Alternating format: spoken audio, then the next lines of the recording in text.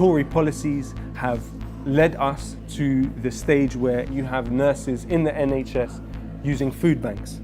But when you have somebody coming forward saying he will raise the wages of nurses, saying he will abolish tuition fees in schools, he will raise minimum wage, build 1 million homes, half of them social housing, this is significant, and this is significant to everyone.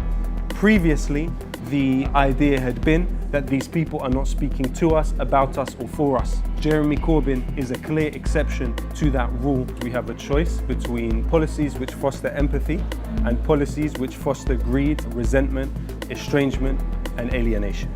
At one point, it was legal for children below the age of 12 to work. What changed? Governments put that regulation on the companies. The companies at the time thought it was a great idea. They didn't see any problem with children under the age of 12 working. People fought and struggled for the 8-hour day. All of these things were fought for, but they were fought for and won because there were people in the political elite and the political class that were receptive to these ideas. Now, Jeremy Corbyn not only is receptive to these ideas, he has been on the front line of these struggles. During the Thatcher years, you had the selling off of everything from British Airways to British Rail to British Telecom to British Gas, vital parts of the British economy. And what that also led to was a simultaneous deindustrialization, closure of coal mines, closure of factories, the impoverishment of huge communities which relied upon those places for their daily bread. Jeremy Corbyn is a glitch within that matrix, because he does not perceive public services the same way that the rest of the political class do.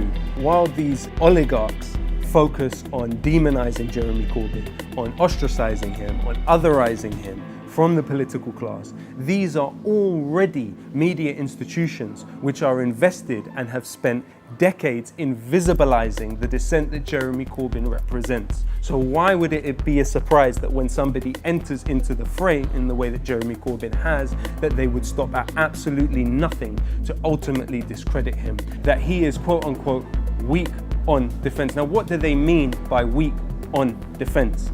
You have Theresa May haranguing him upon the issue on the use of nuclear weapons.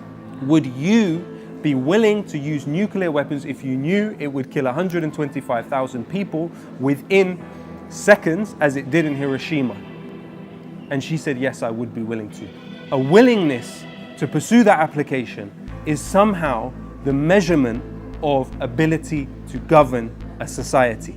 Now, this is quite an insane notion, because what we have seen is the depersonalization of violence and the depersonalization of killing. You have a political candidate who is not allowing his foreign policy to be dictated by military-industrial complexes, that he is not willing to perceive the United States as some type of sacrosanct guide in terms of foreign policy.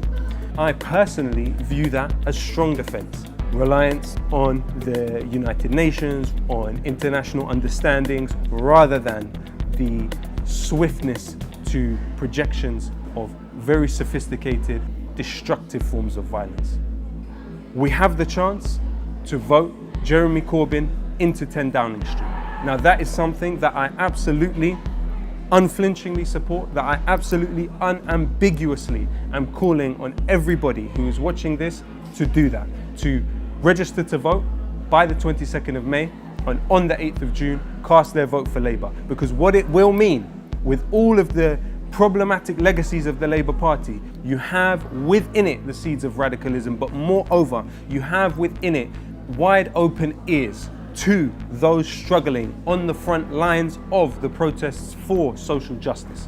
And it is that reason I wholeheartedly support Jeremy Corbyn.